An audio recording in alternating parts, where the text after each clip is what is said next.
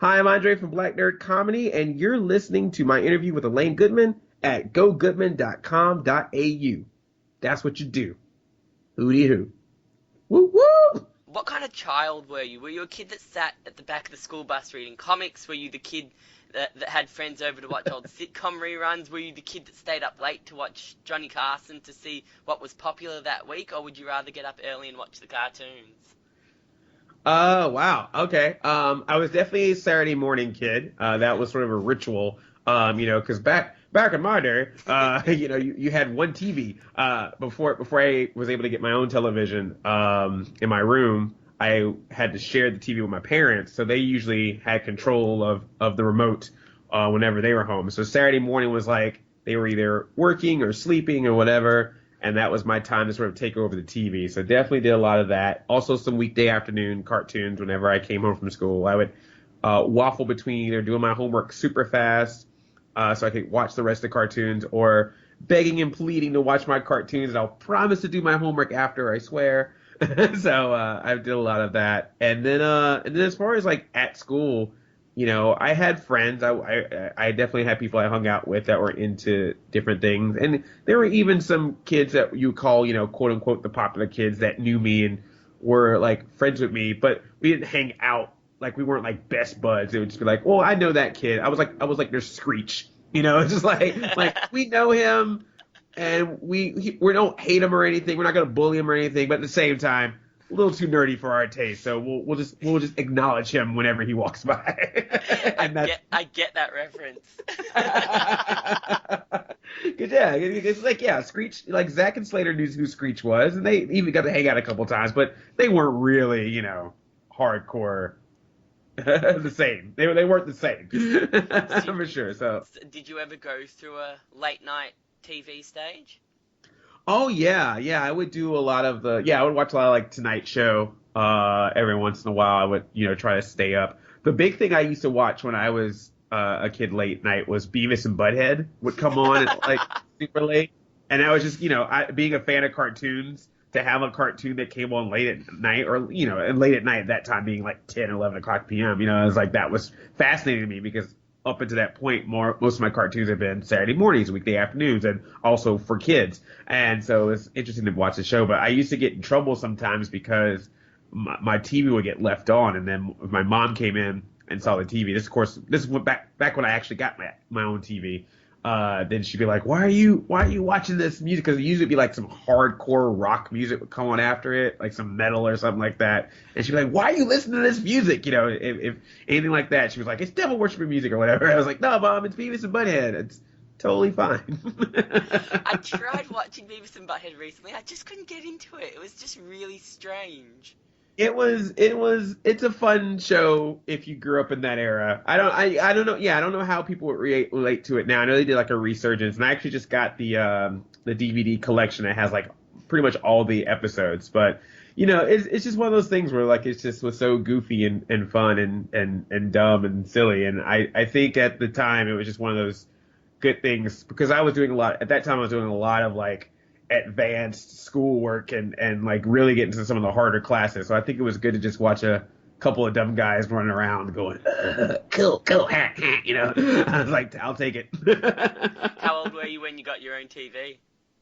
When did I get the rite of passage? I think it was I feel like it was like either late middle school or early high school, I think, was when I officially was allowed to have my own television in my room. So is that like 15, 16? We have a different school system here in Australia. No, oh yeah. No, I would say a little bit earlier than that. Yeah, I don't think it was that. I don't think I was that into it. But yeah, it was what pretty much helped me was the video game consoles, because I wanted to play Nintendo and Super Nintendo so much, and my parents were just tired of me hogging the TV for that. So they're like, let's get this guy his own TV in his room, so that way he could just play Nintendo. So yeah, I would say it was probably like around middle school was when I first got it. Well, usually what happened is they would buy a new TV and then I would get the old TV. It'd be like a passage down. Like people got hand-me-down clothes. I got hand-me-down televisions. So my first one was like a small black and white TV, and then my next one was like a small like battery-powered color TV, and then the next one would be like slowly progressed up and higher until I finally went out on my own and was like, now I'm gonna just buy whatever TV I want. God. I choose my TV. So. Black and white Super Mario. That'd be so cool. Yeah. Well, no, that's what would happen is that like they would have my parents used to, or my dad, like he just like to have these old televisions because it was just like one of those things of like finding TVs anywhere, like at like yard sales or pawn shops or flea markets and stuff like that. So he would just find like these random old like tiny battery powered TVs and think they were amazing, and that's what he would get. When I'm just like, just get like a regular cool color TV like everyone else had. You're like, but this one's like small and it's in black and white, and then he'd be like, here, hook it into that. I was like, my zapper can't work on this, you know. No, it was fun. It was fun to have like the different upgrades of televisions. You need to have the like different colored cables and things. They didn't have that in the 40s. Yeah, well, no, that's the thing. It was like, and that's the thing that's so funny because you know I'm not that old, but it was like these TVs were definitely older than even the generation. But it was one of those things of like, well, why buy? You know, my parents are very much like that. Like, why buy a new thing if the old thing still works? Like, it took me a lot to convince them of why I wanted a Super Nintendo because like, when you already got a Nintendo, what do you need a Super one for? Like I was like, no, it's different. They thought it was the same console. I was like, no, it's a different one. It's 16-bit over 8-bit. A game's a game, you know? and now they have that with iPhones within the 6 and the 6S and the 7 and the 7.1. Oh, yeah, I couldn't imagine. Yeah, I could not imagine being with my parents now. Like, if I was a kid now with the iPhone, yeah, I still would be on, like, the very first one. Like, none of the apps would work on it. Like, the operations would be terrible. You know, I'd still have the old iPad, or the old iPod. I'd have, like, the old one with, like, the click wheel. You know? I wouldn't even have, like, a touchable screen or anything, so. Was your family funny growing up? No. No. So No. Where did you come from? I don't know. I think it was that. I think my funny came from being a family of not funny. No, they were fun. I mean, they were, you know, I wouldn't call them like comedians or anything like that. I think they were just down to earth folks in the South, just, you know, doing their job to take care of their family, you know, and that sort of thing. So it was very much that kind of lifestyle. And so I think it was interesting for me because just in the environment I was in, like a lot of people were into, you know, just what's going on in the city or sports or academics or, you know, we were near like, different bases. So you had a lot of military people. Like there was all kinds of different interests that were around, but nerdy, geeky stuff wasn't really a big thing, at least in the area I was in. When I went to some other cities close by, then you would get more into like technology and stuff. But like liking like the cartoons and stuff like that, it was like one of those things that like people enjoy until they reach like a certain age. When puberty kind of hit everybody, then it was like this whole, well, now I got to be cool and stuff like that. So I think that's where I sometimes would feel like the odd duck in the family or in my group of friends. But yeah, it was interesting. But yeah, it was just normal life. I just think I just always had like a weird way of looking at things, and that's where all this stemmed from. Did your tastes change as you grew up, or did you always maintain that soft spot for the shows you grew up with? I mean, a lot of the shows, even the cartoons that I know you're into, they all have that kind of adult sense of humor that kids don't quite understand. And when you get a bit older, you can start to see that adult humor coming out. So did your mindset change, or did your tastes change? Oh, well, that's something I love. I think and I think that's something that I remember from a lot of some of the other cartoons. Like Animaniacs is a great example of a show where there's definitely things I laugh about watching it now that I did not laugh about when I was a kid. Because when I was a kid, it was like, oh, hey, an anvil fell on someone's head or someone got hit with a big mallet. But then when you're older, you're like, wait a minute, that wordplay was interesting or that joke was interesting. And I love shows that are like that. I love shows that have different layers like that. So I think it wasn't so much that my taste changed, just I got some humor that I didn't get when I was younger now. And I love when shows can do that. I love when movies can do that. It's always good to play on different levels because that's what happens when you revisit it. You can have a different experience watching it versus when you watched it when you were younger. I would say that I still have similar tastes. I just think that maybe my personality towards them has changed a little bit. Like the passion that sometimes people can have to a level of anger about their franchises. I think I used to be that way about certain things, but I've now got to a point where I'm just like, it's not gonna hurt me. If someone remakes something and the remake's not that great, but I still have access to the original, I'm good. Like I don't need to be like what am I gonna do? Like what at that point it's like what's done is done. So you kind of just move on. And I know particularly on the internet, it's definitely sometimes fun or therapeutic or just something to do to just always be mad about certain things when they don't go your way with your favorite franchises. But more and more as I grow, I just can't. I can have energy to a certain point, and then there's just a point where I just like, you know what, I can't control this. It is what it is. Luckily, there's Netflix and DVDs and everything else, so that I can still watch the other versions when I need to. I haven't seen that side of you yet. What's that? I haven't quite seen that side of you yet in your videos. Oh, of just not being like I don't care, Yeah. or as much. Oh, then you should watch my Ghostbusters review because I don't know if you saw that one. All But right, okay. that might have been the turning point. That movie specifically, where I might have been like, you know what, I can't do this. I need to live. This Ghostbusters is tearing me apart. When did the idea of the black nerd come to fruition? Well, being a black nerd, it just came to fruition when I was born. So that's been a part of my life forever. But as far as like doing it on YouTube or as a thing is, I used to do stand up before I did YouTube and talking about being a black nerd and some of the experiences I would have because of it with all different backgrounds around me, white people, black people, whoever. That was a lot of where my stand up came from. So it was only natural that I would take that to social media so I think my MySpace account back in the day was myspace.com/black nerd. I don't know if it even exists anymore, but yeah, follow me on MySpace, everybody. Let's bring it back. No, but when I started doing YouTube, it just felt like a natural thing to be like, all right, well, I guess I'll name the channel that as well. So I got Black Nerd Comedy and thought I would just make sort of fun, silly sketch videos about some of the funny things I think about with myself or with nerddom. And then just as the channel progressed, as YouTube grew, and as changes happened with both, it became just more of a place where I could just really express myself and my opinions and my thoughts and my reviews and things like that and make it more of a personality-based channel and not so much like a comedy sketch type of channel. And the humor now just comes from the storytelling or from the funny experiences I get to do when I'm talking about things in my videos. Do you have any videos of your stand-up days? I think like early on, there's a video or two from like years ago of me doing some stand-up. But yeah, that's out there. Whether it's on my channel or I think a couple other people I did stand up for, they have some stuff. So, and it's fun. I love it. It's just that it's been interesting because I did stand up. I've done improv. I've done acting. But I majored in computer science and I was big into computer technology and web development. So it's kind of funny that I've basically taken all of those elements and applied it to doing YouTube and other platforms.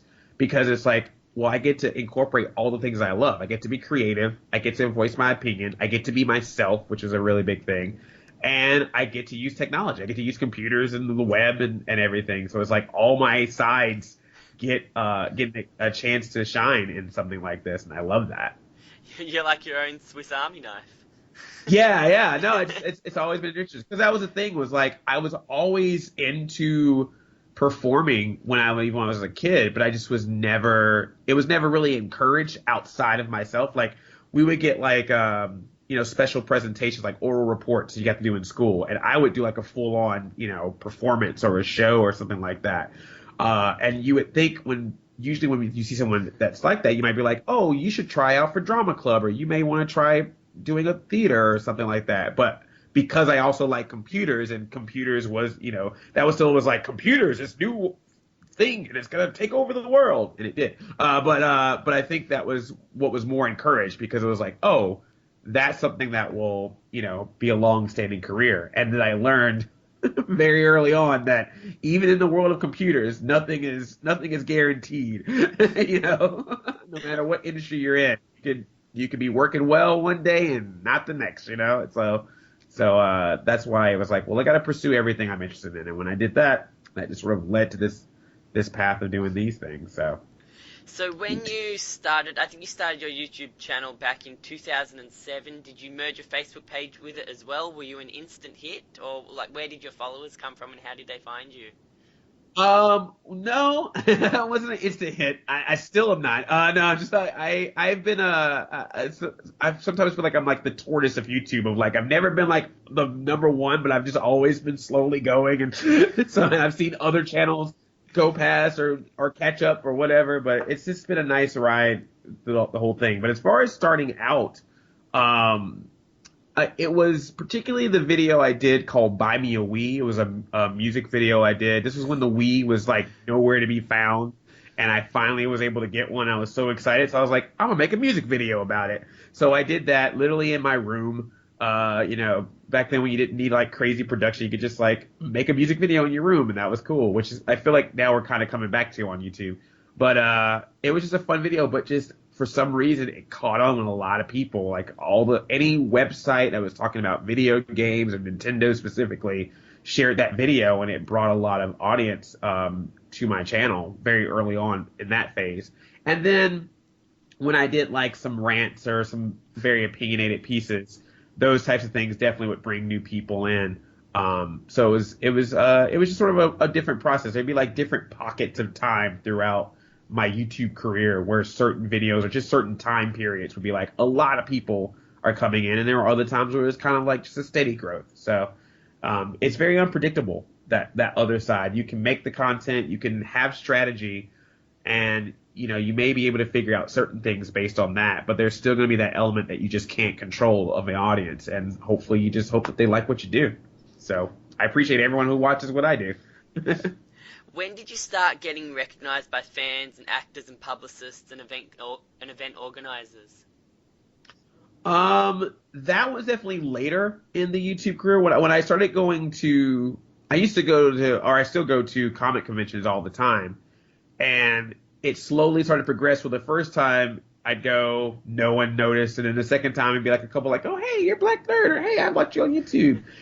And now it's like, oh my God, I can like be on a panel, or I can like have a meet and greet and stuff like that. And that's just really awesome. But it's just because I'm in the environment where people like the same things I like. So it only makes sense that, we would be watching the same videos, or I do that to other people. There's other people I watch. I'm like, oh, it's you. And I get excited.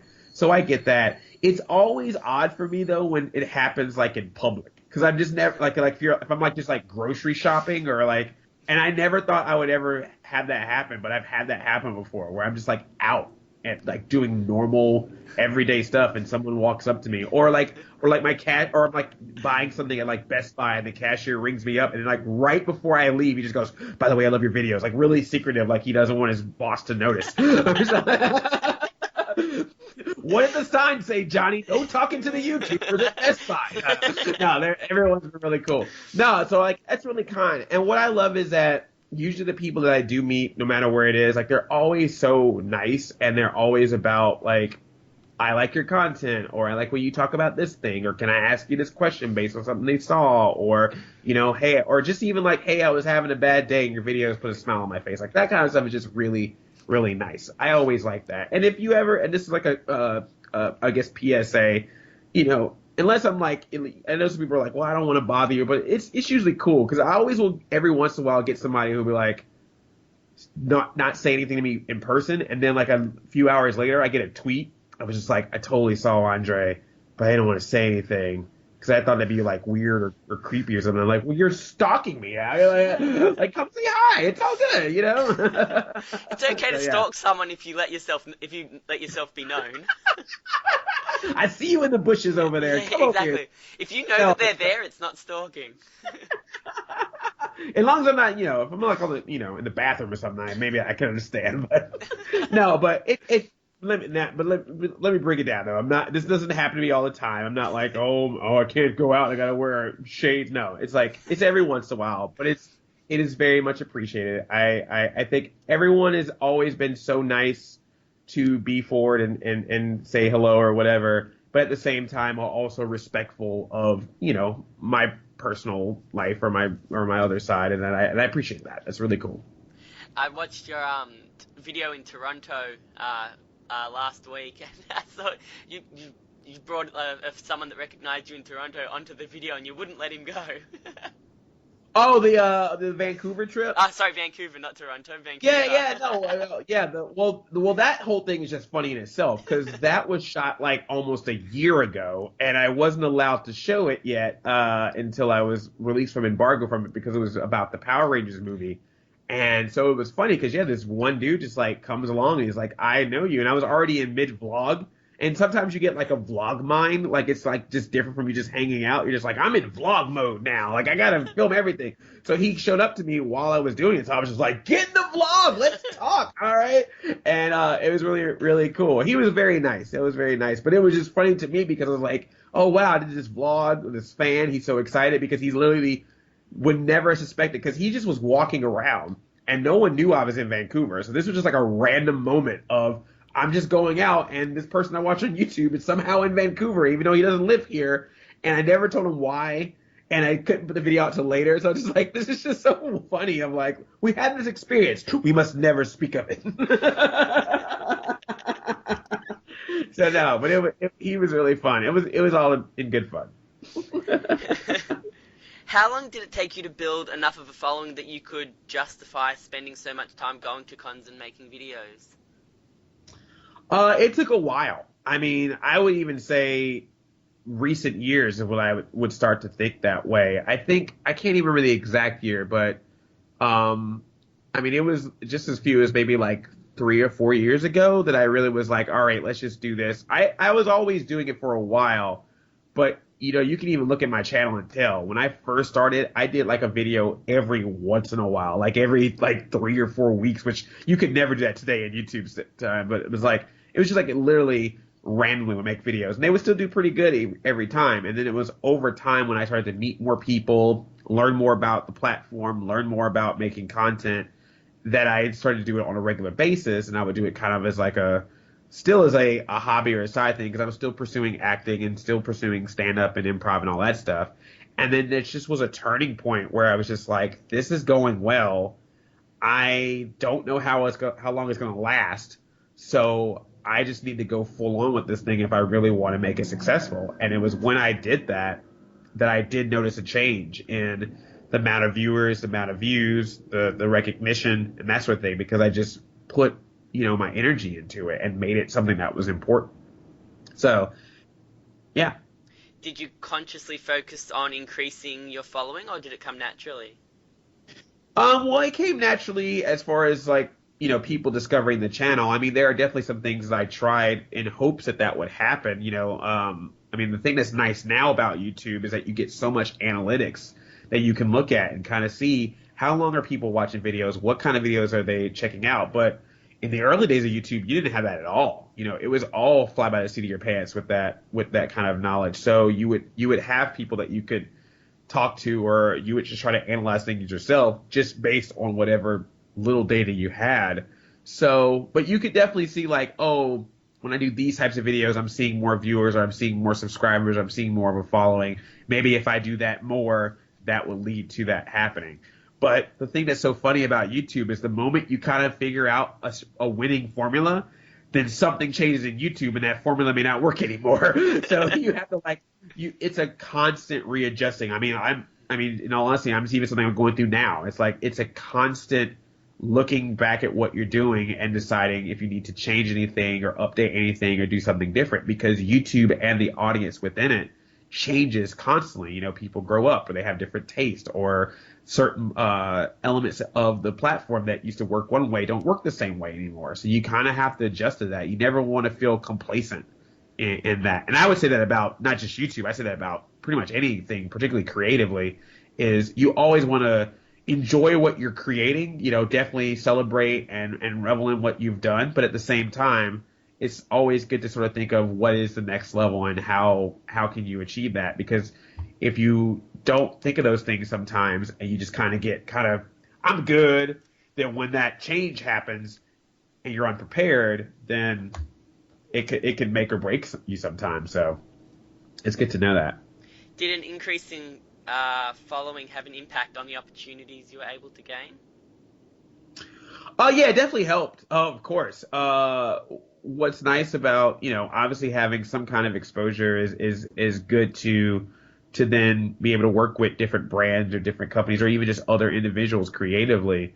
But what's been nice is because I am so specific about the things I like sometimes that even when I was not huge or not even remotely close to what I am now, I still would have people that would reach out and want to work with me because they knew that I was genuinely interested. And I always love that. I always say it's much better for a brand or a company to work with someone who's genuinely interested in their product or genuinely interested in what they're creating and can speak that to their audience over just picking someone who's on top who may not be able to have the same kind of emotion towards something. Like, the passion shows in the stuff that people like. And I think that that's always important. So I've been happy that some companies have recognized that and want to work with me even when I was still growing. And to be fair, it's still growing. Like it's not even like, like I'm doing well or I'm proud of what I've done, but there's still, more growth that can be done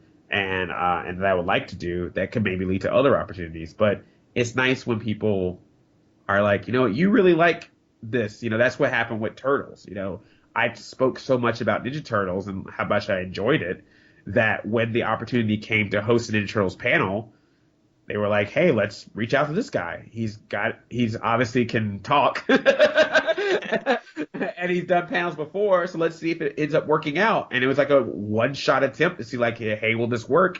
And I've been doing their panels since then. So it's like, it was just a nice opportunity that wouldn't have happened if I wasn't open with myself to express it. And that's why I always tell people when they're talking about their channels or just themselves in general, is like, it's very easy to feel like you want to suppress particularly some of the geeky or nerdier sides of us because we don't know if it's acceptable or if it's accepted by others or whatever else. And I think sometimes it's good to be open about what you're passionate about, even if it is a little different than most, because you never know. You never know who else you'll meet that has that same passion. So. Oh, before we get into Power Rangers, because I'm a Power Rangers fan, I grew up with it, and Oh, that's okay. where a lot of my following has come from. I have a whole section on here of Power Rangers just to make All you right. happy. That's cool. I'll over take the it. over the pretty much 10 years that you've been the Black Nerd on YouTube, you've been to conventions, interviewed pop culture icons, made Kevin Hart laugh, and been on the set of the Yeah. new Power Rangers movie in Vancouver. What's the aim of the Black Nerd? Why did you get into this originally, and are those aims or ideals still relevant? Well, first of all, I don't like to think of myself as the black nerd because there's definitely many black nerds out there. Have you copyrighted the name yet? I was one of the first. I was gonna say I was one of the first on the internet. I guess I got the Twitter name, Black Nerds. That was nice. The Instagram name, but yeah, but there's definitely others. But no, man, I one of the main reasons why I even started doing this was because being this way, it wasn't never to label myself as I'm a nerd who's black. It was more just like there's a lot of my experience, my life, positive and negative, that has occurred to me because I'm black. There's a lot of positive and negative things that have occurred to me in my life because I'm a nerd. And I think the combination of those things makes me me. And I wanted to sort of have a channel that expressed that because sometimes I felt, and this particularly because I was doing a lot of acting, like auditions and stuff like that, I didn't see a lot of that representation in entertainment. I didn't see where that was seen as either a thing, period, or a positive thing. And so I wanted to sort of express that because that's how I was. And I felt like it was nice to be able to have something where I could just be myself and put that side out there and not have to wait for someone to create a role to play that was similar to that. And I've even been told sometimes, like, I don't know, black nerd, is that gonna be a thing that people are gonna follow? And because, oh, that's crazy talk. But it was really nice, and it showed with some of the comments that I got. I to this day, I get people who will be like, I'm a black nerd too, and you make me feel better about it because I see you doing your thing. Now I feel okay. I've had people who weren't black who were just like, I'm just a nerd, and you make me feel better than what you do, and that's what I wanted to do. I wanted to make something that was just like, this is me. I'm having fun. I'm enjoying the things that I love, because I know what it feels like to turn your back away from it. Because I've done that in the past. I'm like, I'm an adult now. I have to do these things, and it's like, no, you can still have fun. It's not immature to still have these passions. Maturity comes from your life, not from what you're interested in. So yeah, that's a lot of where it just stemmed from. And I just wanted to have fun. I just wanted to like express myself, and this was a way to do it on my own. Like before I had this, I used to do public access television and make like sketches and stuff and put them on there because I was like, it's just a way for me to make something where I could just put it out there and not have to worry about the approval process of others to do so.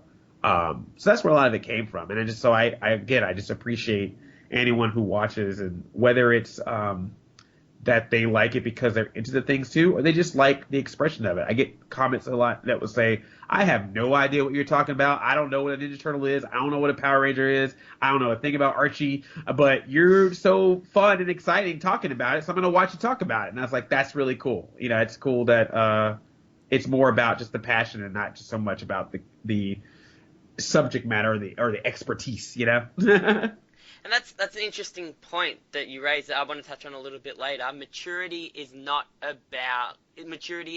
life, not about what you like. Yeah, I think so, because I that was a phase that I went through, and you deal with it with others who try to judge you. You deal with it with yourself as you grow up. Is it okay to still want to collect these things or watch these shows or do this or do that? But we've seen just in general pop culture how much has changed. I mean, if you're looking at the top grossing movies now, they're superhero movies. They're fantasy. That was not the case. Like the way that we treat comic book movie films or these types of movies are the ways that we were treating, drama and action films and even comedies back in the day. And it's so impressive because there was a time period. I tell people, for any complaint you have for the movies today, the Marvel, DC, or whatever, like there was a time period where it was much, much worse. It was like not cared about, just tried to make some money, bad special effects, bad script, bad acting. Like there was some bad ones out there. So the fact that these types of franchises are being taken just as seriously as anything else when it comes to movies or shows or even the comic books themselves or whatever, like that's really cool. That's really awesome. And I love that there's now different levels that people can appreciate things. So whether you know every single backstory about a comic book character or you bought a cool t-shirt from Hot Topic with that character on it, who cares? As long as it's out there and people are enjoying it the way they want to enjoy it, so be it. It just means it's going to keep going, So I'm a Power Rangers fan, and so are a lot of my followers. I've also interviewed a lot of the original actors. Why does this franchise mean so much to you? And what are you looking forward? What are you looking for in the new movie? Because a lot of your videos, the Power Rangers ones, kind of stand out. Maybe it's because of your passion. Maybe it's because of the graphics you put into the cover art or things like that. But yeah. Power Rangers they're a very colorful bunch. The suits are very colorful, so they pop on those thumbnails. Yeah, I guess. So it seems to have had a bit more of an impact on you than anything else. So what are you looking forward to in the new movie? Yeah, I would say that I mean, there's a lot of things I love, but I would say Ninja Turtles, Power Rangers, and Nintendo was kind of the trifecta when I was a kid about that. I don't know. I think a lot of it is. It's a franchise that still surprises me. Like, and I say this as a compliment. It surprises me that it exists. Because when you really break it down, we're talking about a Japanese television show that's adapted to America with footage that's added from America, where it's clearly obvious what footage is from America and what footage is from Japan, with rubber-suited monsters and rubber-suited robots and random people in their 20s and 30s playing teenagers in school, and they're wearing the same color outfits as their suits, And like just everything about it on paper looks like this should not work. And it did. And it has not gone away since it started. And that's just fascinating to me. And it was just such a different type of show. Mighty Morphin Power Rangers was just so different from anything else that came out at that time that whether you liked it, didn't like it, you knew what it was. Like you knew it existed. And it just had such a phenomenon over something that was just such an insane idea that just kind of worked. You know, it's just one of those things that like it doesn't make sense. That's how I feel about the original Ghostbusters. It's like on paper, it's like this sounds like normal, but then when you watch the movie, you're like, oh my gosh, like that 1984 movie. It's just like it's so good, but it doesn't. But you were surprised about it because it hasn't been anything like that at the time, or like something like Gremlins or whatever. You know, like that. I just look at those things, I go, why does this exist? But it works. And that's how I feel about Power Rangers. And it took over. And I think it just came at the right, even though I'm probably a little bit older than the target audience for the show, I think that's probably why I relate to it a little bit different, because I was all about the characters. I was about, you know, Jason and Tommy and Zach and Trini and Billy and Kimberly and then Rocky, Adam and Aisha coming in and then Catherine coming in and Tanya. Like I was all about those of the people, just because I was kind of feeling like, oh, well, that could have been me. I could be a, a high school kid walking around and I get teleported and become a Power Ranger. That can happen, right? But no, it was just fun. Just constantly looking up at the sky, waiting, and no one knows what you're doing. Just like, you know, just wearing a different color shirt every day, just in case. And, you know, get my options out there. Wear a red shirt today, wear a blue one tomorrow, wear a green one today. You know, just to throw it out there. But no, it was just cool. And I think what was nice was the people that I was around, the friends that I had that watched it too, we were all in that same boat. We were just in that, like, we know this is silly, right? We're all good. We're all in agreement. This is silly. Great. We love it. And I think there's something fun about that. It's fun in watching something that's on that level, but at the same time you can enjoy it. Because I know, and this is no offense to anyone that's like this, but I know there are some people who like Power Rangers is the most serious thing in the world. Like, you take this seriously. This is a serious franchise. And I respect that, but I can't help but every once in a while when they do something ridiculous in the world of Power Rangers go, so you take this seriously, huh? Like me and my friends were hanging out just the other day and we watched an episode of Power Rangers Zeo. It's the one where Tommy got cursed and he has to sing. Tommy and Tanya have to sing the entire time, and they're just all like, We must wrong this right. It's time to fight. Let's stop this crime. It's morphin' time. And I literally, in my group of friends, laughed out so loud. And I just go, why do people take this seriously? Because it's just so funny. I love that about Power Rangers. But that being said, what I am excited about the movie is I do hope that they keep that charm, keep what makes Power Rangers, but do put it on a different level. Because I've also been reading the comic books lately, and that's been doing that as well. Because I feel like Power Rangers is a franchise that has elements that other comic book or superhero things have, but for some reason, I feel like it's never really gotten to that level of being on different layers for some folks. Like, I feel like you either know it for nostalgia or you're a hardcore fan, but it's not like a thing like Batman, where it's like, there's the animated thing on TV, but then there's also the movie that's a little bit darker, the comic book's a little bit darker, or you can go to like the, you know, Imagine Next aisle in your toy store and they've got like little baby Jokers, you know, like it's always like different layers of other superheroes or things like that. And I think Power Rangers should be at that place too, because it's always been that show and it's always been the toys. So I love that now we're getting the movie, we're getting the comic books, we're getting the more expensive but very high detailed legacy collectibles. It just puts like different levels on Power Rangers, which I like. That was a 5-minute answer. I am very impressed. I'm sorry, man. I you know, gotta stop me. I get passionate about this. No, if I open people up, that's good on my part. That means I'm a good interview. I'm hitting the right nerves. I'm a talker, dude. I'm a talker. So. You should see the original cuts of some of my videos. I mean, it's like ridiculous. I'm like, this is way too long. I need to cut this down. But then I have people tell me like, no, post the whole thing. We don't care. It's like, all right. Hope you sit down. Yeah, grab a coffee. You might be here a while. That's it. Let old Andre tell you a story there about the old 93s with the Power Rangers. I can just imagine Grandpa Lou from Rugrats back in my day. Yeah, that's it. Abe Simpson, like just Yeah, yeah, yeah. which was the style at the time. Yeah. Well, well, it's funny because I always was like, oh, these cool nerdy things, and then it's funny, like some of the, I mean, definitely much younger kids today, but like some of the stuff that they're into, I'm just like, what? What is that? I didn't even know that was a thing, and then even before my time, there's the older people will be like, well, you don't know about this thing, and I'm like, wow. It's just interesting how the different ways of like technology and the way we communicate has changed what people are into. And what's nice, I would say now about things like the internet is just it's so much easier now to find people who have the same interest as you. Like before that, it had to be whoever was around you, or you had to like send letters off to zines, or you get like the fan section of a magazine that you read, like Nintendo Power's letters to the editor or their fan section. It's like that's what you had to do to just like have your way of being able to communicate about these things with others. And so it's so nice now that you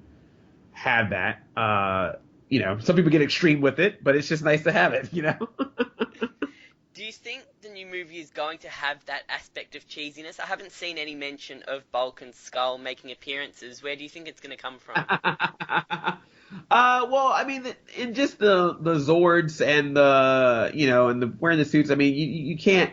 No matter how serious you want to take stuff like that, it's at the end of the day, it's still 5 kids in their suits, riding giant robots, fighting giant monsters. I mean, that's always going to be fun and cheesy and things like that. But I think that what the movie will try to do, or what I hope that it tries to do, is just establish the characters more. Just because this is a movie, with a TV show or with that type of show, you want to make it very clear cut. Like Billy's the nerd, Jason's the athlete, Kimberly's the girl, the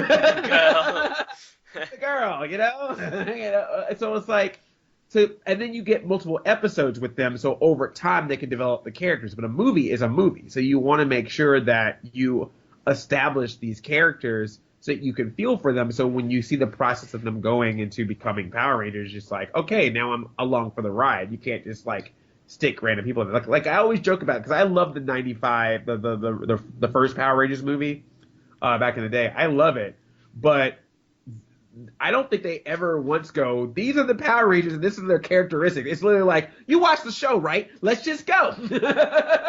And I would imagine, I was like, what if you never knew what a Power Ranger was? Does this movie even remotely even try to explain? Yeah, well, the original movie was between season 2 and 3, and that's where it started. That was kind of like the connection point. This one's completely original. This is a brand new thing. So I think that that's what's going to need to happen for the movie is that, you want to have all the Power Rangers stuff. You want to hear that theme song. You want to see the sword fight. But I think they're also going to have to establish that this is a new team, basically, and who are these people? Because, if you look at any good superhero movie, you always have some characteristics that you learn about the hero before they put on the suit or gain the power. That's always going to be the best because especially nowadays with so many movies that we get, special effects go so far, explosions go so far. We've seen it all. We've had how many portals in the sky at this point? Like, at a certain point, we've seen all that. So you need to have some heart in a movie to add more to it. And if they can do that, as well as give the cheesiness that obviously people want, then I think that's a good start, I've heard you talk in a lot of your videos about the huge budget that this movie has been given, and I agree it does deserve the benefit of the doubt. But is there a part of you that thinks it's going to be a little bit too well done? I mean, what made the original series so good? And you've mentioned it. Is the cheesiness that as adults we can see how corny it actually was, and we can now laugh at it while still appreciating it that we used to love it? Yeah. Well, that's what I'm talking about with the layers. I'm like, I will always love the cheesiness, particularly of the '90s Power Rangers, because it is a thing that is super cheese, but it's also a cheese that may not be able to be replicated. So I think that it is good to want to try different things, like the cheesiness as far as riding Zords and fighting monsters is not going to change just because the budget goes up. But at the same time, I want to see that. I mean, it's great to see these fights with the rubber suits, but I would love to see what it'd be like if someone said, well, let's do this, in advance. But I think it's still not going to change. I mean, look at something like Pacific Rim. Like, that's a very, like, those fights were still exciting and still had sort of a, cheese, kitschy factor to them, but they were obviously done with a different type of story, with a different budget. But it was still robots and monsters, it's just like something fun about that. So I don't think that goes away necessarily. But yeah, I think that there is a nice blend because for me personally, I know some people might think differently. I don't want a movie version of the TV show. I want elements of the TV show to be in there, but I think that this needs to be on the same level. I won't say on the same level of quality, but I just mean like I feel like it needs to join the ranks of like the Marvel movies or the It needs to be Hollywood. It needs to be Hollywood. A little bit. It just does because I think Power Rangers needs to have different layers. It's been a TV show on Fox and ABC Kids and now Nickelodeon for 20 plus years or almost 25 years now. And when you look at any other franchise, including like Ninja Turtles is a great example of a franchise that was kind of around the same time.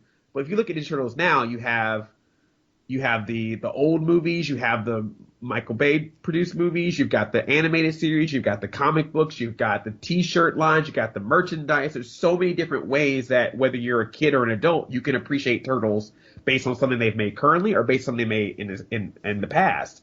And I would love Power Rangers to have that same thing. And I think having different versions of Power Rangers, some a little bit more serious, some a little bit more silly, is good.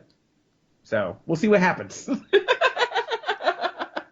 What would be a pass mark for you? Are you hoping Are you hoping that they smash what they spent on the movie in ticket sales, or are you just hoping for a good couple of spine-tingling moments? Well, I joke that the true monster that they have to fight is not in their movie. It's the beast that comes out beforehand, the week before. Because, if you think Power Ranger fans are passionate, you meet some Disney fans, some Beauty and the Beast fans, and you'd be surprised. So that's what I'll really have to fight in the box office. But yeah, I obviously want it to be a success. I want it to be. I mean, obviously, if it's good, if it's successful, that means we'll get another one. It's very clear that from just the advertising and just everything they're putting on this movie, it's clear that Lionsgate wants this to be a franchise. So the only way for that to happen is that this has to be successful in some aspect. And this doesn't necessarily mean it has to be like crazy amount of money, number one in the box office. I just think it needs to have a certain point where they're just like, hey, okay, there is an interest here. Let's make another one, see if we can do this again.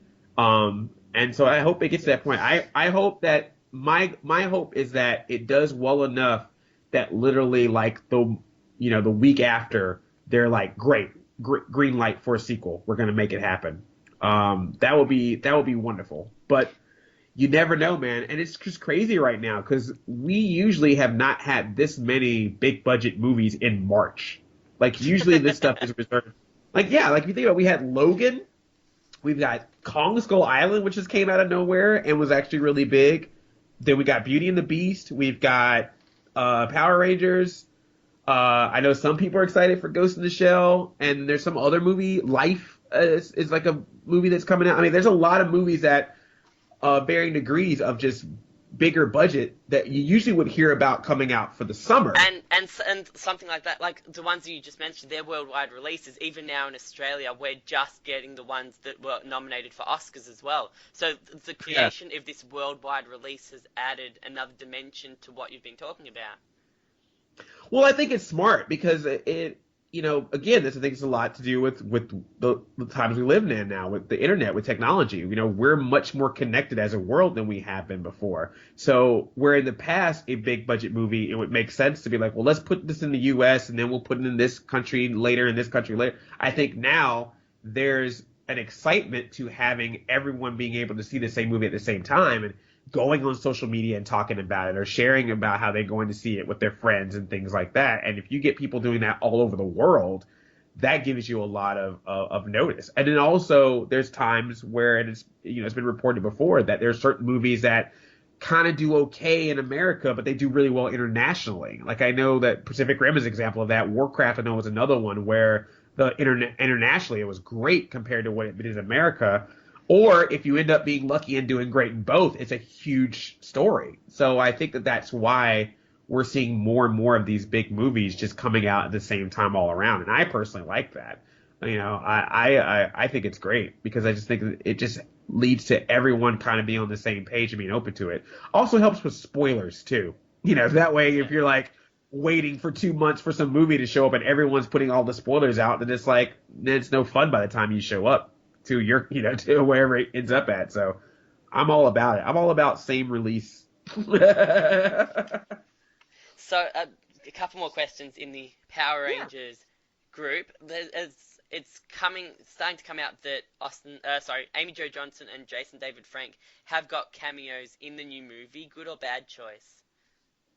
I will not personally talk about any spoilers. Well, it's been rumored. Would you think that would be a good choice or not? In your mind, do you want to see any of the old actors?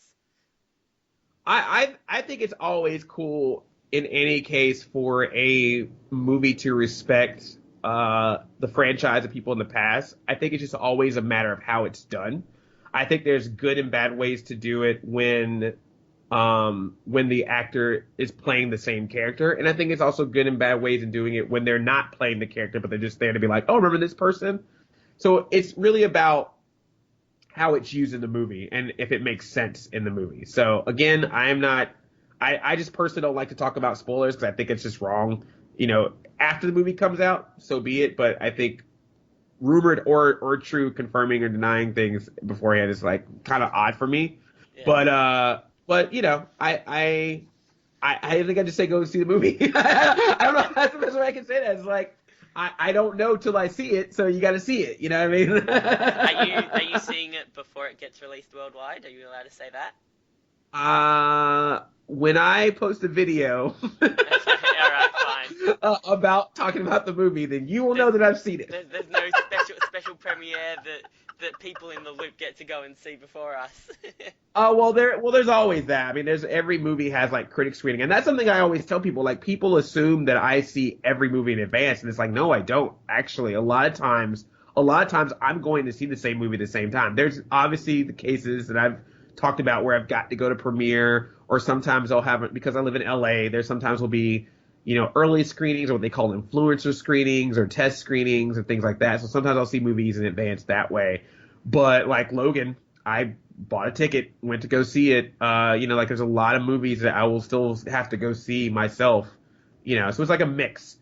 Because at least right now, maybe one day, but right now I'm not seen by some studios as a quote unquote professional critic. So like a lot of times those screenings are for critics or for people who are going to write, articles or make videos about them as reviews. So they want to see them in advance to have their information out in time to hopefully say good things or just be honest with their audience about how they feel about the film. So whenever I get that opportunity, it's always awesome. But it as of right now, it's not an every movie thing that happens with me. So yeah, it's always cool when I get to do those early, but it is what it is. Final Power Rangers question. Elizabeth Banks Sure. is going on the Tonight Show either tonight or tomorrow night, whenever your Thursday is, to talk about the movie. Do you think pop culture and nostalgia, do you think it's starting to kind of break into the mainstream media on a regular basis? Have you seen a change over the last 5-6 years where pop culture and nostalgia has gone from just like conventions and very like small kind of media things and YouTube to actually getting onto mainstream television and radio? Oh, absolutely. It's completely changed. I mean, the way it's pretty much is pop culture at this point, in my opinion. I think it's taken over so much. Because it's just different variations of different reasons why that's happened. But it is, to say, I mean, just saying right now, hey, there's a Power Rangers movie coming out. When back in the 90s, when we said there's a Power Rangers movie came out, that was me and my friends as kids saying there's a Power Rangers movie. There was no grown adults going around like, hey, dudes, you going to see that Power Ranger movie? That wasn't a thing. But cut to today, and now this movie, a Power Rangers movie, is not being seen as just a movie that they're putting out for people who watch the TV show. This is being made on the same level as any other major release, like that alone. And then let's not even get into the fact that you've got the Marvel Cinematic Universe. People are excited for Guardians of the Galaxy Volume 2. You got, a talking raccoon and a baby tree. And, like, people are like, yeah. Grown men and women are like, yeah, we're seeing that. This stuff is playing on different layers now. And it's so awesome to see that happen. And then on the flip side, it's cool to see movies like Logan and Deadpool where you're getting that kind of material in R-rated form, which people who grew up on comic books know that you can be a little bit more serious with this subject matter. And I love it. I just love that. I love that we can take these subjects and mix them with different genres. We've got superhero films now that are like I said that Logan feels like a Western to me a lot of times. You've got Guardians of the Galaxy, which is up in space. It's like sci-fi, space epics. But then you've got something like the Captain America movies, which are like espionage movies, or the last Civil War was like a big political debate. Like, it's just like, it's so awesome that we're getting to the point now where just because it's a superhero movie doesn't mean you have to do it a very specific cookie cutter way. And I like to see that we're getting variations, and I like to see that, the nostalgia in people, but wanting to see new variations of the things they loved is great, but it's not new. I mean, it's just more prevalent now, but we've had this before. We've had remakes before. I mean, if you think about the 89 Batman movie, a lot of the reason for that was because a lot of the even at that time, other than people who are hardcore comics, a lot of people remember Batman as the 60s Adam West show, and it's like campy, cheesy show. And then this Burton Batman comes out, like, oh, Batman is dark. And then a lot of people read comic books like, well, yeah. and then a Lego Batman comes out. Yeah. Oh, yeah. Well, then, like, Lego Batman. And that's great. But then that's what's nice is, like, when some of the DC movies got a little too dark, I love that Lego Batman was like, all right, guys, let's be real about this. I am a dude wandering around in a bat suit. Like I love that it was able to make fun of itself while still telling a good story. That's the thing. These are not just a subset of movies anymore. These are the movies. These are the major releases that we're getting alongside everything else. And I think that's fascinating. But I'm glad that the studios, at least, or the people writing or making these movies, understand that you do have to have them in variations, because if all the movies start to feel the same, it'll get oversaturated and people get tired of it. So it's really great. And then as far as nostalgia, man, it's just, yeah, that has just taken over. I definitely have some theories that maybe because of things that happen in present day, you may want to be like, let's look back at the 90s again. But it is nice. It is nice to check out the nostalgia, or at least the things we loved about it. Like I always tell people, nostalgia is always going to be positive. There's a lot of things that were not good about the 90s or the 80s or the early 2000s, just as much as there were great things. But we want to remember the great things, and I totally understand that. But yeah, it's surprising for me that the things that I even in my YouTube channel over the past few years that I saw as niche is now mainstream, and I think it's really cool. And I think that for anyone in the nerd or geek culture that's seeing that happen, rather than being upset about it or feeling like people are trying to get in your territory, I think it's something to be embraced and celebrated upon, because the more people that like something, it just means the more of the opportunity to be able to experience your fandom. So I think it's a good move by the casting director for Power Rangers. They got Elizabeth Banks, Bill Hader, and Bryan Cranston on board. Back in '95, Jay Leno would have no idea who Jason David Frank is. But now that you got a couple of mates of Jimmy Fallon that can jump on his show whenever and talk about the show, I reckon that's a really good move. And they picked perfect people for them. Yeah, that was absolute. I mean, when people even ask why Elizabeth Banks, I was like, are you serious? Like, yeah, Elizabeth Banks and Bryan Cranston and Bill Hader, they made that like, oh, I should go see this movie. Because there's going to be people who are going to say that. Oh, there's this new movie with Elizabeth Banks. I want to check it out. They don't know what a Power Ranger is. They just want to see what she's going to do. So, and that's how it works. And that's what I love about the marketing, at least for side of this, is that, yeah, you can have Elizabeth Banks go on the Tonight Show or any of the talk shows and talk about the movie. You can have Bryan Cranston go out and talk about the movie. But then on like the internet, you could have the cast of the Power Rangers talk to someone like me or some website that's full of Power Ranger fans who want to discuss the more detailed stuff with that. So you're kind of hitting the different layers, and that's what you have to do. Like I've told people, and I've even said this in videos, for this movie to succeed, people who are not hardcore Power Ranger fans have to see it. It will not just rely, as much as we want the thing made for us, there's not enough of us to make that a successful movie. It has to hit a mainstream. It has to hit that person that's like, I kind remember the Power Rangers from the 90s. Yeah, that show. Oh, they're making a movie of that? Let me check it out because it looks different. That's what it's going to take. And we'll see if we'll see if it works. That's what I'll say. Are you willing to see it 23 times if that's what it takes? If it's good and that's what it takes, I will. I already think I'm going to end up seeing it multiple times because I think there's going to be a lot of my friends who are like, I want to see it, but I want to see it with you because I want to sit beside the person who I know knows this stuff or at least knows a little bit about this to experience it with. So I already imagine I will see it more than once. So And I think you're gonna have to see it more than once because there's gonna be things you're gonna pick up on the second or third time that you don't pick up on the first time.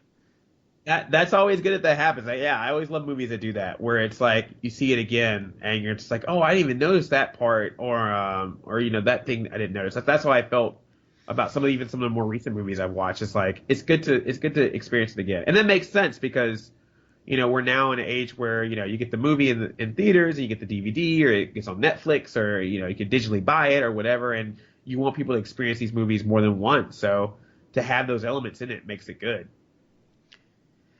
You've done videos about everything from Power Rangers to Fuller House, DC, Marvel, Ninja Turtles, Nickelodeon, The Simpsons, The Smurfs, and Pixar. Is there a show or trend or fandom that you have seen and just thought, no, that's not for me, I can't do it? Well, it's funny you mentioned that because that's actually something I'm considering doing on my channel for the future. Is there are some fandoms that I will say this: I respect all fandoms. There's just some I've never been able to get into myself, either because I just didn't have access to them or I just didn't know about them. So there are definitely some things that I would like to try. Like I want to know the ones that you've looked at and not even given a second thought, like the ones you already know you're not gonna enjoy. So I'm not even gonna give it a chance, and not even talk about it. I want to know what that fandom is. Oh man, let me think. Something I know what it is, but I'm just like, nah, that ain't for me. Nah, I'm not even gonna put it on my YouTube channel. I don't want people to start asking me about it because I'm not willing to get into it. It's not worth my time. Well, I don't know if it's not worth my time. It's just not. I don't know. Because, I was going to say. There's got to be one. It's funny because I was going to say Doctor Who, just because I've just never. And I have nothing against Doctor Who. It's never been a show that's captured me. But, I saw a trailer. Do you want me to delete that out of the interview? Because that could be social suicide. Well, I don't know. I've been very open. I don't hate it. No, I'm just saying, I totally get people who are into it. I just have never watched the show that much, which is funny because one of the first brand deals I ever did was for Doctor Who. I was like, oh, this Doctor Who thing, and that's when I first found out that people were like, Doctor Who, oh my god, and I don't have anything against it. It's just I just never have really talked about it. It's never been a show that I've really watched. But then I saw the new trailer for the upcoming season. I was kind of like, I may have to watch this one. I'm intrigued. So no, it's not a boo. It was more just I've just never done it. I said that I know there's people who are hard. I guess that's my thing. It's not the thing I don't like. It's more just I know there are people who are much more hardcore about it than I am. I know there's people who are super hardcore about Harry Potter, and it's I like Harry Potter. I think it's cool, but I know there are people who are hardcore about it. They've got they've read every book, they've seen every movie, they listen to music based on the story. They've got their whole Hogwarts outfit. Like that level. You know what I mean? Or I think My Little Pony is a cute show, but I don't think I'm gonna be dressing up as a pony anytime soon. Or maybe I will. Who knows? But no, I just that's just all I'm saying. But I think that's cool. I love that there are fandoms that I don't get because that just proves how diverse fandom is. There's so many different things that people can be into now. When I was younger, you had select things and that was it, unless you really deep dive. Whereas now you can pretty much get a fandom behind any show, any movie, any franchise, and there's gonna be people who are there. And if some other people don't get it, so be it. You still have your group. You don't have to worry about that as much anymore. And I think that's really, really neat. So it's okay. And I love it when people tell me about their fandoms that I don't get, just because I can respect them just as much as I would want somebody to do that with me when I'm going Ninja Turtles are the best. They're like, what? Why? And then I can explain stuff to them. They're like, oh, I didn't even know that was still going on with Ninja Turtles or Power Rangers or stuff like that. It's very interesting. So no, no, I can't think of it. I was trying to think of one where I just flat out was like, no, but I don't know if I know of one that I would have that much of a anti thing for. So So I would love. you're not willing to make an opinion on a fandom before you've even given it a chance. I think that's a good thing.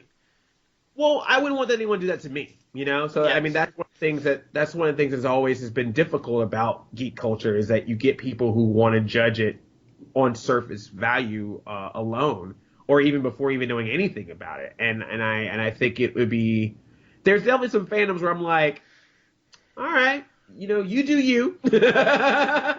That's cool. But I would never just flat out be like, you know, as long as as long as it's coming from a positive place, you know, then I think it's like, so be it. But I will say that, you know, the thing about fandom is it is varying with people. And I think that that's something we have to keep reminding ourselves because I'm not a fan of people who kind of pull the like, well, I'm a better fan than you because I know more, or because I've been with this franchise longer. You know, you just are now getting into that. That's not fair. These types of things, like I just feel that that's a little weird and unnecessary because, like I said, everyone's experience is different when it comes to certain franchises or certain fandoms, and I think that we should allow everybody to experience it their way. And if people have questions, answer their questions. Don't judge them or be harsh to them because they don't know as much or don't experience as much, because maybe you will be that person that will open that world up to them for that. Going to conventions, I've met a few couples where the lady or the guy were like, I didn't know about any of this world, but hey, I was trying to get a date, so I was all like, yeah, tell me what's going on. And then all of a sudden, it's like, oh my god, I love this stuff too. And now you've got a couple that likes this stuff together, as opposed to like, you know, maybe they would have never spoke if the person went, oh, I don't go to conventions or something like that, you know. That's something to throw out there. And on the flip side, just because someone likes the same thing you like, don't mean you're gonna get married. Don't base it all on that. There's other yeah, things. I'm not basing that on personal experience. I'm just saying that just so you know, if you like a certain thing and the other person like a certain thing, that don't mean you walking down the aisle right away. Like there's got to be other parts of your personalities that got to connect to. You know, I know we get excited. It's like, oh, you like nerd stuff too? Oh, it's like, all right, get to know each other still. Yeah. Figure out what side of politics figure out which side of politics you're on first, and then maybe make a decision. Oh, I don't know, dude. I think you can get more heated discussions over geek culture than politics, personally. Like Republican, Democrat, whatever. But you don't watch Steven Universe, you dead to me. It's like, you know. You will be surprised what people will get in some arguments about, man, when it comes to fandom. Because it's all about the passion. You're passionate about it, you know? Have you ever refereed a fight? I don't know if I've refereed a fight. There's definitely some things that I like that some of my friends have been very open about not liking, and I have to be like, all right, you know what? You've made your point. You don't need to keep harping on the fact that you don't like this thing. I'm good. You're not going to change my mind about it, so now you're just, you know, showing off at that point. No offense, but shut up.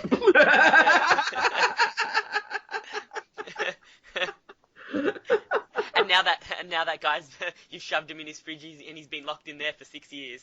Yeah. It's like, all right, we get it.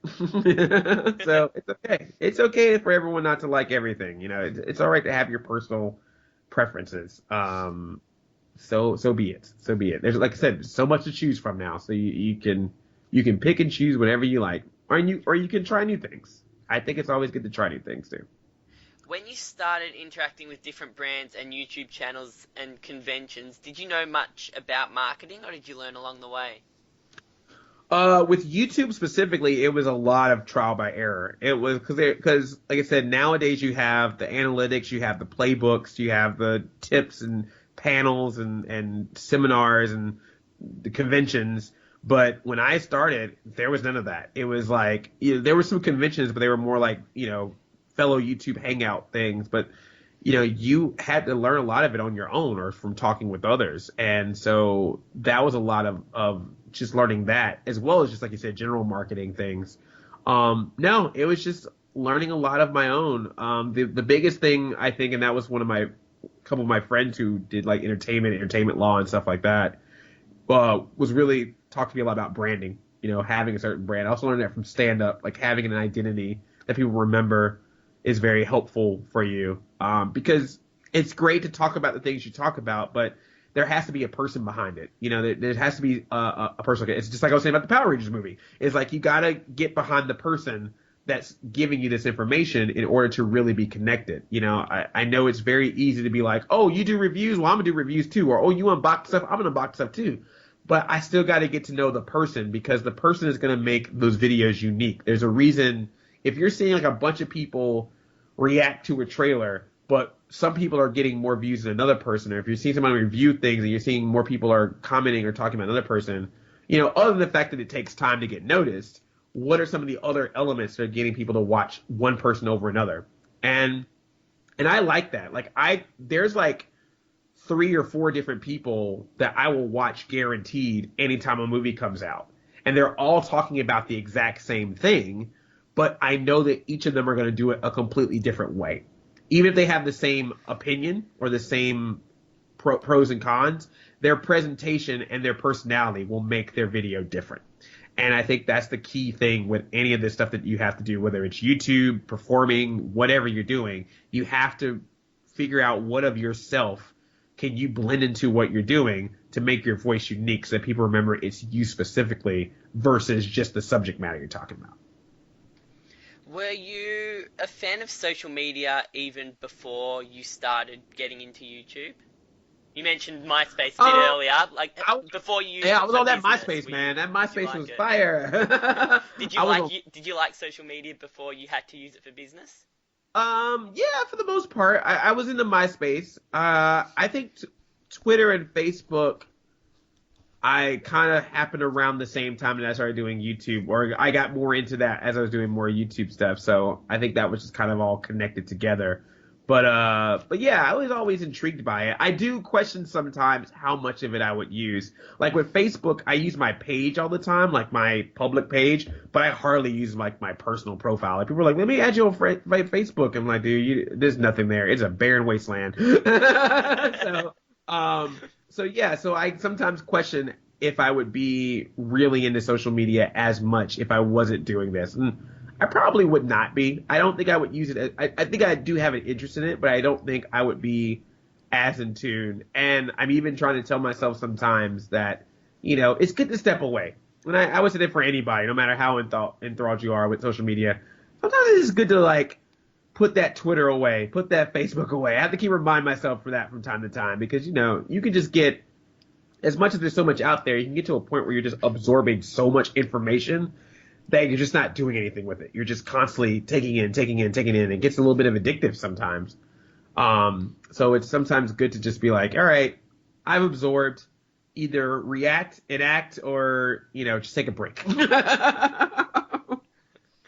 I actually made a big move for myself yesterday.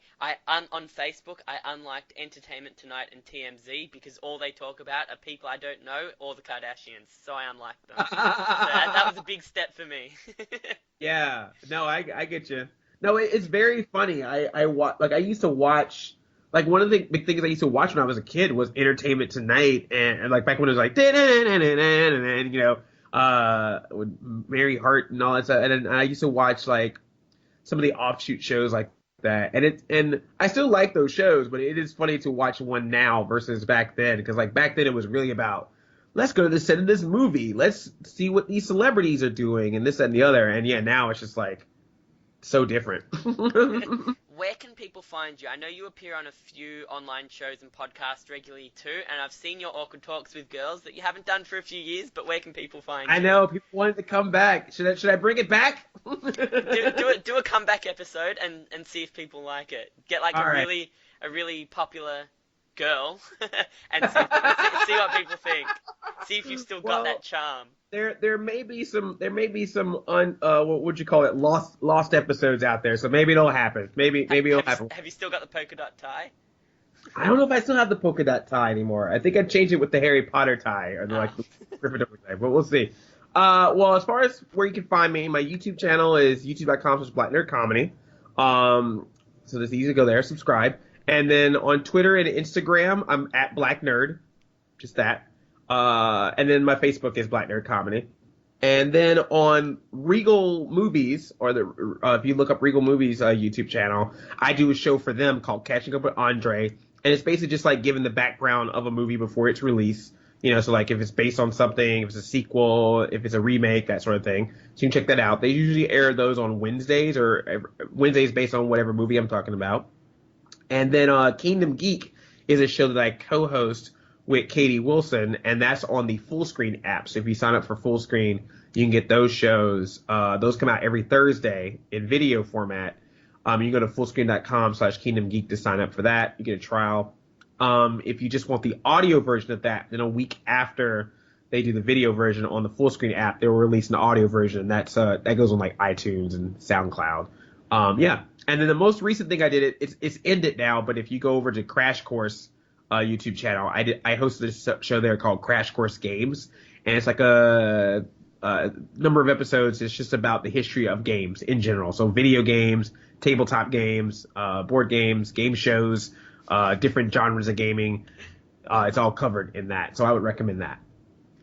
So my final question is something I see quite a bit on social media is people my age or older than me being told to quote unquote grow up because they still like these shows and watch them and buy the toys. And you touched on this a little bit earlier.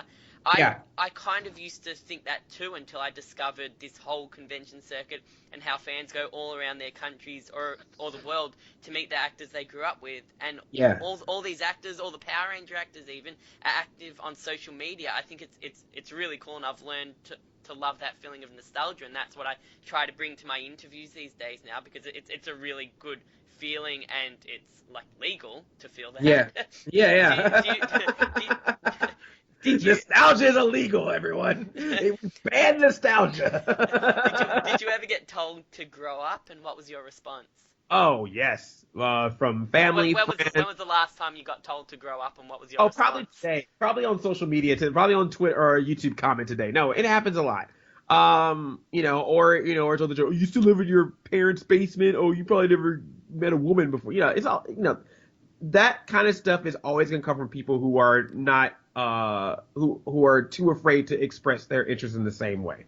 They don't know how to do it themselves, or they're scared to do it themselves. So they make it sound like it's odd, and then they try to get on other people for doing it because they're comfortable with doing it. So, you kind of have to ignore some of that. But just as far as a person, yeah, I've had that phase. I always joke with people that the 2000s was kind of my darkest times in nerddom, because I was kind of going through that phase. But this was before YouTube and everything, where I was just like, well, I'm on my own. I got a job. I'm being out on my own now, so now I have to do these adult things. I can't be liking all this stuff, and I push away a side of that side of me, and it was probably some of the most miserable times I've ever had. Not in general, but there were a lot of times where I was not happy, and I think it was because I was trying to ignore these things that I enjoyed and made fun of or had fun with, because I thought that I wasn't supposed to, like that anymore. And I think that social media, I think that nostalgia, I think that all these things have made us feel very comfortable with the fact that we can enjoy these things, and it's fun leisure activities, but yet we can still have our 9 to 5. We can still have a family. We can still function. I mean, some of the sweetest things you can ever see is go to a convention and you see like the entire family in cosplay. Like, that's just so awesome. That's really cool that stuff like that happens. So yeah, man, I think that it is tough, but I think that you have to personally learn your balance with that. Are there some people who are adults who may get a little bit too into the thing and probably should scale it back a little bit? Absolutely. I've been there. Others have been there. It happens. I mean, that's the thing about anything you enjoy. You can sometimes want to indulge, and you have to make those personal choices. But yeah, there's nothing wrong with, collecting figures, liking cartoons, going to see pop culture movies, and like I said, looking at the money and the box office and the popularity. I mean, does the CW even have a show that's not based on the comic book anymore? To see how many of these things are out there in mainstream pop culture now just proves that it's not just kid stuff anymore. These are valuable, marketable things that audiences of all ages can enjoy because they're being taken with a level of seriousness. Not serious like they're dark and broody, but just like in a level of where it's like, no, this is a real important franchise, and we're going to respect it just like we would do anything else. So be it. All right, fan questions. Let's go Yes, through them. So a let's do couple it. of them you may have already touched on, but just elaborate on them. Yeah, yeah. Daniel Coper from London, Ontario, Canada wants to know what got you into doing YouTube. It just was. Like I said, I was doing public access before then, and I was always been interested in making my own videos because I didn't really do that much when I was a kid, and YouTube was an outlet to do that. The first one I posted was actually an audition tape I did for a reality show, so I posted that up, and then just from there, I started learning about other YouTube creators and the types of videos that they were just making on their own, and that just fascinated me that you could make your own sketches, your own vlogs, your own videos by yourself and post it for others to see. I never would have thought this would be a thing, but it was something that was interesting, and I was like, well, it's available. I can just do it, so let's do it. Chris Walker wants to know how hard was it keeping the Power Rangers movie secret from us, and also how do you feel, how do you feel about the new Mortal Kombat movie with the original Raiden actor back? It was not too difficult because the trip was so quick that no one really knew I was gone. So, like, if I was gone out there for like 2 weeks, people might be like, "What happened to you?" But it was only a couple of days, so I was good. So yes, only the people that operated it and a couple of people who were hardcore sworn to secrecy knew. Everyone else, it was totally fine. It was just hard when I would see something from that trip and thought that it wasn't the final version because it was like a work in progress. And then when it was announced and it was the final version, what I saw, then that was a little like, oh, okay. But even, some people were like, well, does that mean your reactions weren't real? No, they were still real. Like, the passion's still there just because I never said this is the first time I'm seeing it. I'm like, here's what's out there now. Now I can kind of talk about it more. But yeah, that was fine. And then what was the other part? What was the other? How do you feel about the new Mortal Kombat movie with the original Raiden actor back? I didn't even know about that. That's happening? That's great. This is literally my first of hearing about that. So yeah, I'm all for another Mortal Kombat. Mortal Kombat is still one of my favorite video game to movie adaptations, which is not a very hard job to do with the ones we've had. But I would love to see what would happen with a Mortal Kombat at this day and age. Nathan Short from Alabama wants to know how fun is it when you do collabs with other YouTubers, example Brizzy Voices, and someone I've started to like is Lauren Francesca. I've watched a few of her videos and she does a lot of live streams, which is interesting as well because she interacts with all her fans really, really well. Yeah, well, I just like it because it doesn't mean I have to talk to myself. So that's always fun. It's fun to just have another person there and be like, great, other people, I do get out. Yeah. So no, I love it. I absolutely love it. And that's what's so fun. Like I said, like doing something like that with Brizzy Voices is great because I know the things that she's into. She's a big Harry Potter person. She's a big Disney person. So that's a side that I can explore more being with her. Lauren Francesca is just Lauren Francesca, so you can pretty much have what kind of fun with that with her about things. So I like that because depending on who I'm collabing with, I get to explore different topics. I do that with my friend Katie. I do that with Lamar Wilson, with Curious Joy. And what's nice is that a lot of people are friends, like they're friends first. And then we're like, let's do stuff together. And I think that that's very important with collabs. It's good to get to know the person you're collabing with. It can be weird sometimes if you're just like, let's just collab and I know nothing about you. Merida Mills from the UK wants to know who is your favorite ranger and villain to meet in real life? To meet in real life? Yep. Oh man, you're gonna get me in trouble. I'll see these people again. I can't tell you who my favorite is. But I will say I love every time. All right, so let's make it the top 12. Oh no, it's all good. No, Karen Ashley was the first ranger that I talked to in person. So I'm always gonna have. I mean, she was also a ranger I really liked. I joke with her all the time how I basically had a crush on her on Aisha when I was watching Power Rangers, and she's like, "What about now?" I was like, "Oh, But no, she's great. So every time I see her, she's always nice. She actually, is super supportive. But everyone that I've met from the Power Ranger, like the actors, they're so cool. They're so appreciative of their fandom. They're so thankful for everyone who follows them and keeps up with them to, especially seeing as their former Rangers. And as far as with me, they've been always been really cool with me, and that's even happening now with the movie cast. Like they said some nice things to me before, and it's just like that's really neat. So they're very appreciative of the fandom, and they're all just like super nice people. It's just can't go. Oh, but then and Selwyn Ward, which I did that video with, which was just random. I met him at a convention. He's really cool, and I just emailed him or I reached out to him and was like, I got this crazy idea about you, since you were the first black leader of the Power Rangers, saying that all cool black accomplishments after that is because of you. And he was so down for it, and he totally played the script and everything that I wrote out, and it was such a fun shoot. And and the people love that. And now he goes to conventions and literally will go, everyone knows I'm Selwyn Ward, first black leader of the Power Rangers. And I'm just like, oh! So before Obama, it was Selwyn Ward.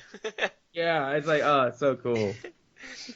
And finally, Ollie Zane from the UK wants to know, if you were a Ranger from any season, who would you be? If I was a Ranger from any season, who would I be? You have 412 to choose from. Oh my gosh, I know. Yeah. I you know what? There's been this joke that I've been doing recently about I want to be the Turquoise Ranger. So I think I'm gonna go back to my Mighty Morphin, and I'm gonna add myself as a new Ranger, the Turquoise Ranger, and I think that's gonna be my thing. That's what I'm gonna do. Which season? I'll come in like season 2, like post when Lord Zed showed up. I'll come a little bit after that. Like White Ranger, let him do his thing. He lost green, he goes to white, and then maybe like season finale, Turquoise Ranger shows up, and it's like, who is this Turquoise Ranger? And it's like me. And that will be my story. I will be a Power Rangers fan that made my own Power Ranger outfit and got in the way, but I proved myself that Zordon was able to make a turquoise power coin to make me an official Ranger. That'll be my story arc. And what would be your weapon in Zord, just quickly? My weapon in Zord, I would be like combat hugs. And a like panda. Maybe like giant, panda would be my Zord.